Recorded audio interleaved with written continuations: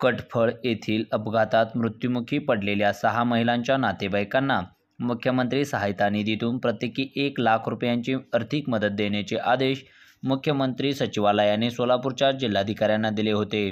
शुक्रवार 6 सप्टेंबर रोजी आमदार शहाजी बापू पाटील यांच्या हस्ते कटफळ येथील अपघातात मृत्युमुखी पडलेल्या 6 महिलांच्या नातेवाईकांना धनादेशाचे वाटप करण्यात आले। मंगळवार 18 जून 2024 रोजी पंढरपूर कराड रोडवरील चिकमोह जवळ बनगरवाडी पाटी येथे रोजंदारीने कामाला जाणाऱ्या 6 मजूर महिलांचा अपघातात दुर्दैवी मृत्यू झाल्याने कटफळ गावासह तालुक्यावर शोककळा पसरली।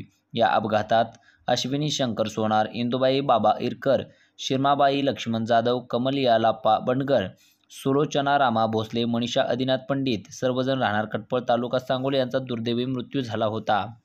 आमदार शहाजी बापू पाटील यांनी या घटनेबाबत दुःख व्यक्त करून मृतांना प्रत्येकी 1 लाख रुपये मदत मिळवून दिली आहे।